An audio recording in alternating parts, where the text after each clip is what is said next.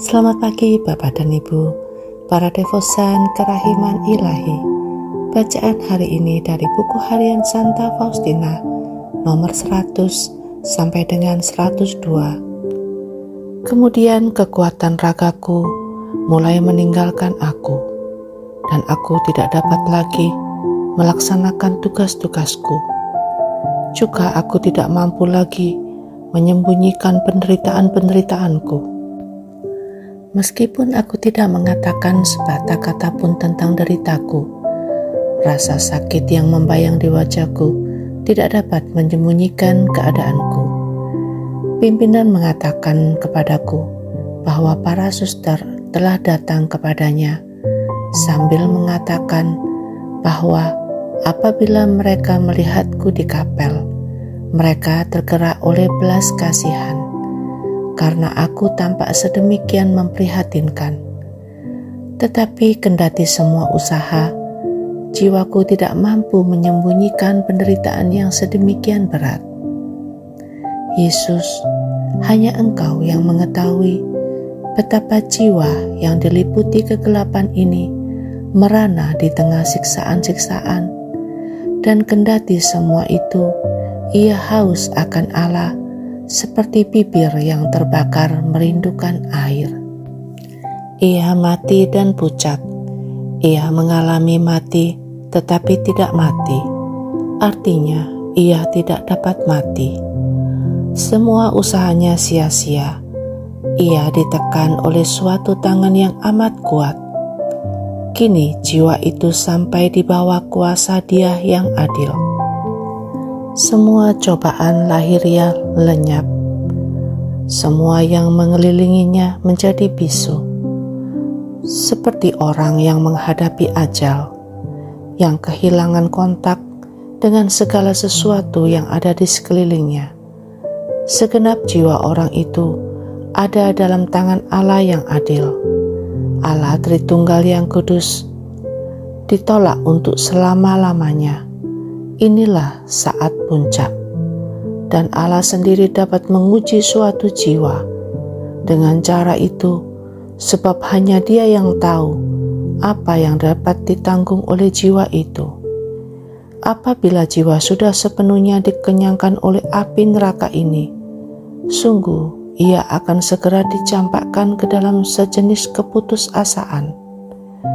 Jiwaku mengalami saat ini ketika aku sendirian di dalam kamarku. Ketika jiwaku mulai tenggelam dalam keputusasaan ini, aku merasa bahwa akhir hidupku sudah dekat. Tetapi aku meraih salib kecilku dan menggenggamnya erat-erat di dalam tanganku. Dan kini aku merasa tubuhku memisahkan diri dari jiwaku. Dan meskipun aku ingin pergi kepada para superiorku, aku tidak lagi memiliki kekuatan fisik. Aku mengucapkan kata-kata terakhirku. Aku mengandalkan kerahiman-Mu. Dan aku merasa bahwa aku bahkan semakin membangkitkan murka Allah. Dan kini aku tenggelam dalam keputusasaan. Dan semua yang masih tertinggal padaku hanyalah suatu rintihan karena rasa sakit yang luar biasa yang dari waktu ke waktu melepaskan diri dari jiwaku. Jiwaku berada dalam sakratul maut, dan rasanya aku akan tetap dalam keadaan ini, sebab dengan kekuatanku sendiri aku tidak mampu bangkit dari sana.